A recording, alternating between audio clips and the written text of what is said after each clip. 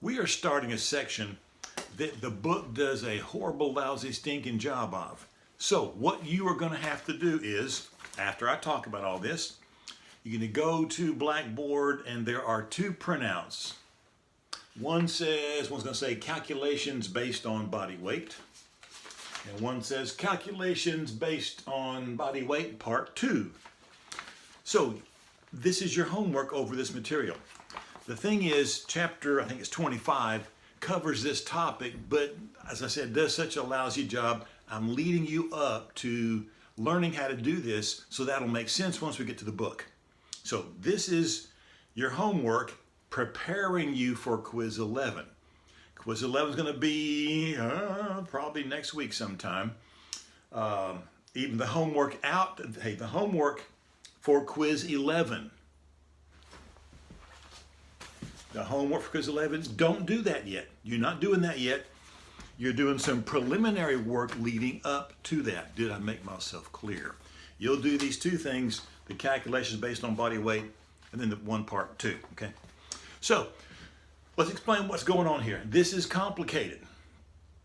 And more than any other time, you need to do exactly like I say. Do not be creative. If you want to be creative, as I said many times, take an art class, go take a drama course, art appreciation, music, something like this. Don't do it in here. Do it exactly like I say.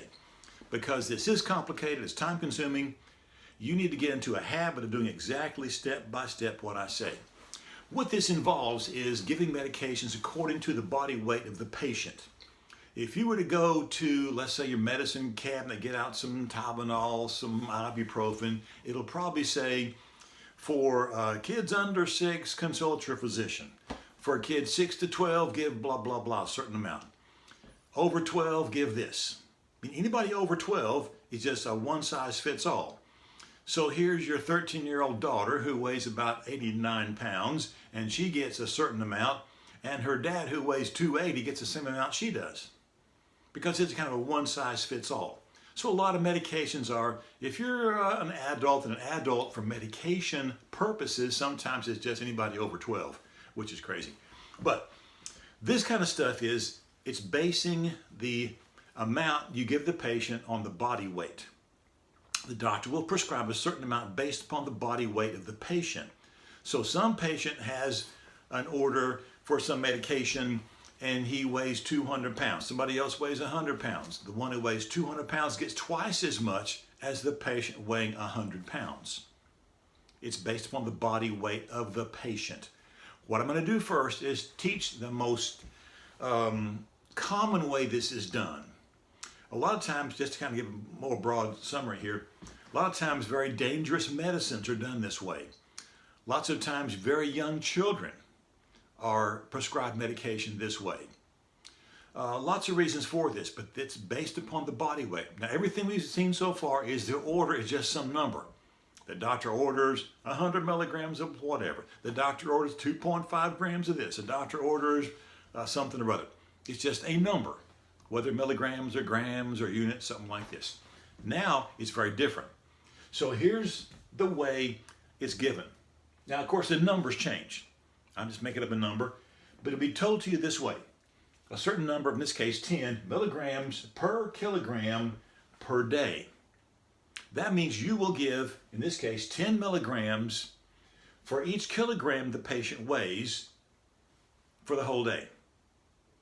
Well, let's go through the whole problem here. The patient weighs 44 pounds. The available means here's the dosage strength of the medication we have. Finally, how much are we going to give our patient? So the first thing, and do this step by step, the first thing is to take this order and make it more mathematical, meaning write it this way. You take the order, 10 milligrams. Now, the per means divided by. So 10 milligrams per kilogram, another per day. You need to write it that way. 10 milligrams per kilogram per day. If you don't write it this way, you're probably going to get it wrong. I wish I could look out there and see Yeah, I see yeah, you've done it right. That's good. Oh, you did it wrong. Okay, there's the first step. Write it this way. Don't write it all strung out like this. We'll show why later. Second job. We're going to now multiply by the weight of the patient expressed in kilograms. Now, a minor point. I could have said times and put the kilograms over here, because when you have two numbers and they're multiplied, you can switch them either way. It doesn't matter. I'm going this way merely because I am right-handed, and if I were to say times and put the number here, I'd stand in my way or stand in your way, and you couldn't see what I've just done. So I'm going to move this way so you can see what I just wrote. That's the only reason I'm doing it this direction, okay? Well, how many kilograms does the patient weigh? Well, I don't know. I know the pounds. So I've got to convert 44 pounds into kilograms. So I'm going to put this on hold momentarily. I now need to do a conversion where I take the 44 pounds and I have to convert pounds into kilograms. Now we're going way back here with conversions. I know it's probably vague in your memory. Some of that stuff has vaporized from your brain already, perhaps. But we're doing a conversion. We're not doing this yet. We're just putting this on hold while we're doing our conversion. If you recall, 2.2 pounds is the same thing as 1 kilogram. Pounds cancels out. So you take 44, you divide by 2.2. That will tell us how many kilograms we've got. And so divide this out and you get, that's 20 kilograms. So we've now converted our patient's weight of 44 pounds into kilograms. So I'll put that here. Now I've made some fairly simple numbers to start out. It'll get a little more complex as we go. So now we have 20 kilograms times this order of 10 milligrams per kilogram per day. Here's the reason why you need to write it this way. Technically, this is a number over 1. And any number is over 1 is a fraction in one sense. So there's kilograms on the top of this fraction. That puts the kilograms down on the bottom of this fraction. And guess what we're going to do next? Cancel the kilograms. And more than any other time, you need to yourself, with your pencil on your piece of paper, cancel those words. You want to see what's not there anymore. Kilograms have disappeared. Now we multiply. There's 20 times 10. 200. Okay. So now, what's the next step? We have 200, but 200 what? You must look at this and see what is still there and what has not been canceled out. It's 200, but there's two words. Milligrams and day. They're still there.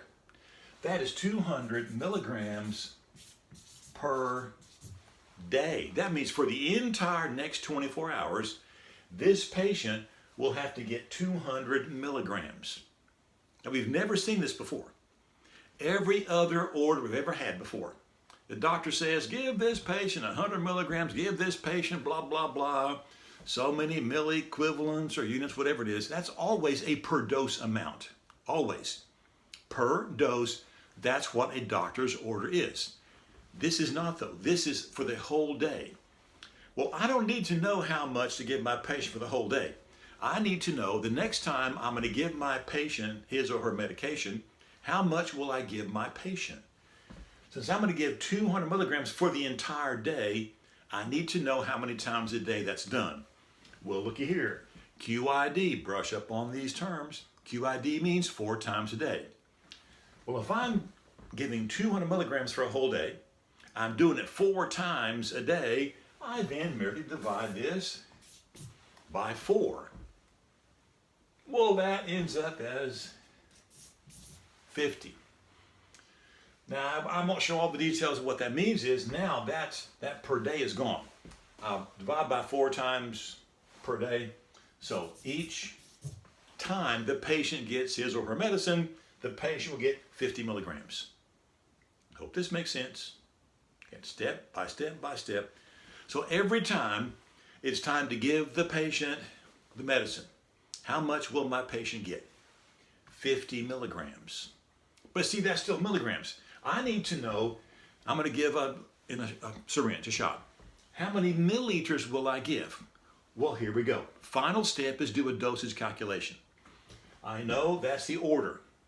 Well, I mean, the order came in this form, but I converted that into how many milligrams am I going to give this particular patient each dosage. So now let's do a dosage calculation. Now we're going back to doing things, 2 months ago. 50 milligrams, put it over 1. Let's now multiply by the dosage strength. I have 60 milligrams in every 1 milliliter. And you cancel this out, cancel this out, cancel this out, cancel this out. And I realize I don't have a calculator with me.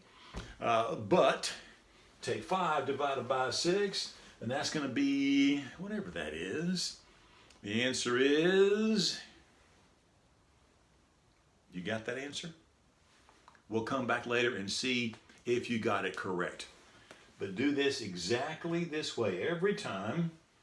Hey, since that's less than 1, you round the answer off to what? 2 places, if it goes out that far at all. So, work this out, see what you do, and we'll do more and more and more of these as we go further.